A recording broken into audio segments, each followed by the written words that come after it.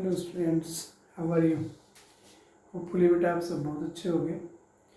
As you know, we are discussing surface chemistry and finally we discussed about colloidal solutions, and then at last look about the gold number of lyophilic colloid.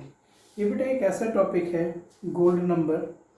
कई बार इस पे subjective even objective दोनों type के questions पूछे जा सकते हैं कंपटीशन में भी और स्कूल एग्जाम्स या बोर्ड एग्जाम्स में भी. बेटा गोल्ड नंबर जो टर्म है it is generally used for lyophilic colloids. जैसे कि आप सभी जानते हो कोलाइडल सॉल्यूशंस को हमने डिस्कस करा था और कैटेगराइज करा था टू टाइप्स में. One is the lyophilic and other is lyophobic. Lyophilic colloids are those which easily interact with the dispersion medium and are generally more stable. ठीक है, जबकि लायोफिलिक कोलाइड्स क्या होते हैं, ये लिक्विड या डिस्पर्शन मीडियम में इजीली मिक्स नहीं होते और अगर इनको आप कुछ देर तक लॉन्ग टाइम तक स्टैंडिंग करो देन इनमें प्रेसिपिटेशन होने लगती है, कैगुलेशन होने लगती है. That means we can say कि जो लायोफोबिक कोलाइड्स हैं वो लेसर स्टेबल होते हैं. बेटा आप जानते हो लायोफोबिक कोलाइड्स कुछ बहुत यूजफुल लायोफोबिक कोलाइड्स हैं, जैसे silver sol, gold sol, metal sulphide sol, metal oxide sol, sulphur sol. कई बार इनको मेडिसिनल यूज़ के लिए हमें बना के रखना होता है. बट जैसे कि हम जानते हैं कि ये लायोफिलिक कोलाइड्स हैं, ये ज़्यादा दिन तक एज ए कोलाइडल सोल्यूशन नहीं रहेंगे, ये अपने आप प्रेसिपिटेट हो जाएंगे.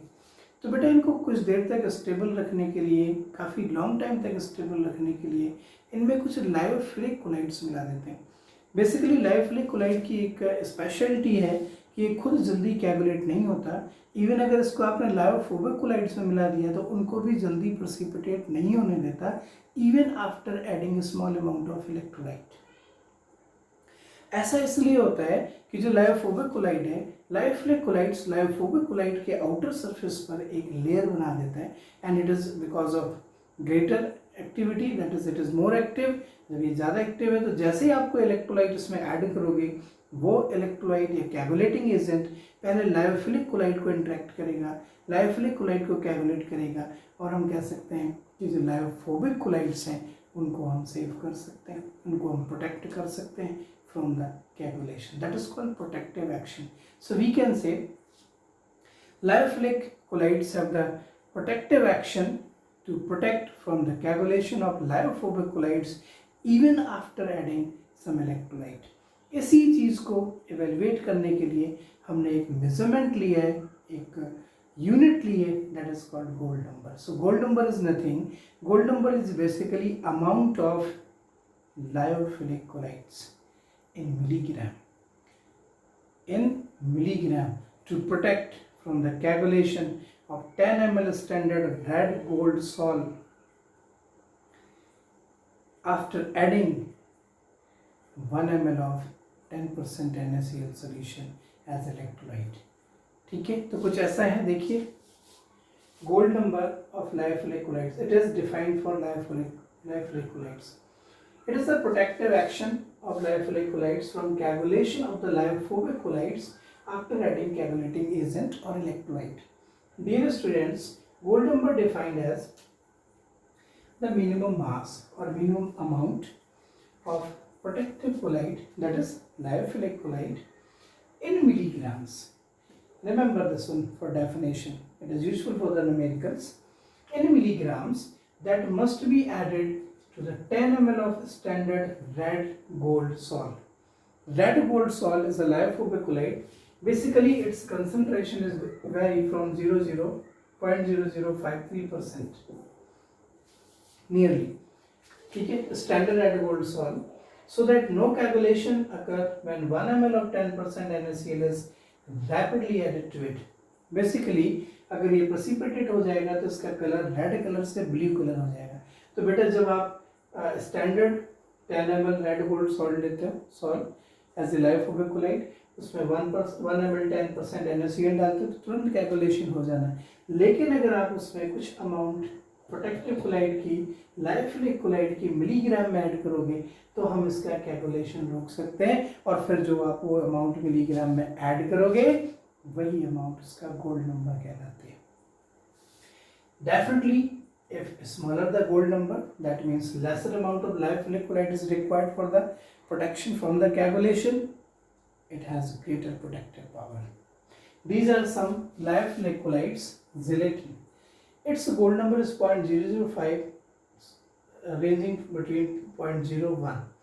मतलब इसकी बहुत कम अमाउंट sufficient है to protect from the coagulation of lyophobic colloids. So it has greater value of protective action, but you can see this value is the least, so lesser the gold number, greater is the protective action from the coagulation after adding electrolyte in it. आप जानते हो अगर electrolyte add करेंगे तो coagulation easily हो जाना है, ठीक है? And protective starch is the particular lyophilic colloid that has greater value of gold number. That means its amount required in the greater amount to protect any lyophobic colloids from the coagulation after adding electrolyte. Okay, now let's see this numerical. The coagulation of 100 ml colloidal solution, we have to give 100 ml, but in the standard definition we needed 10 ml. Definition के according 10 ml चाहिए, but here it is given as the 100 ml. Completely protected 0.25 gram. We have to need it the amount in milligram. So from here you can say 100 ml colloidal solution can be protected by adding 0.25 gram starch as a lyophilic protective colloid. Write it in milligram. You can see it's a 250 milligram. 250 milligram starch. Okay, 100 ml colloidal solution को protect करना है तो इतना आप starch मिला दीजिए even by adding NaCl. But here is the 10 ml NaCl. In the standard definition there is the 1 ml. So compare. You have to require 10 ml colloidal solution. Colloidal solution amount required in milligram. Here is 100 ml in gram. 100 ml required 250 milligram. Now according to definition 10 ml. 10 ml को अगर आपने calculate करना हो according to definition तो आपको कितनी amount चाहिए? Okay, 100 ml को इतनी चाहिए तो बताइए 10 ml को कितनी चाहिए? तो फिर से देखिए 0.25 into 1000 कर दो 250 milligram to calculate 100 ml colloidal solution. But according to the definition, as you know, 1 ml, 10 ml of the solution required है. Here is the 10 ml. So 10 ml के लिए कितना चाहिए solvent? And you get 25 milligram. This amount is called gold number. So the gold number of this starch is 25. यही इसका answer होगा. फिर से देख लीजिए, डेफिनेशन के साथ रिलेट करना है. 100 ml को इतने मिलीग्राम चाहिए था, 10 ml को कितना चाहिए? Simply here milligram of 10 ml required है, हमने कंपेयर कर देना है and now you get 25 milligram. Okay, so dear student, this is about gold number based on Hardy-Schulze rule. Coagulation application, protective action of lyophilic colloid can be asked, and you can watch the video and refer the book, and if you have any doubt then call me or contact. Okay, thank you, thanks a lot.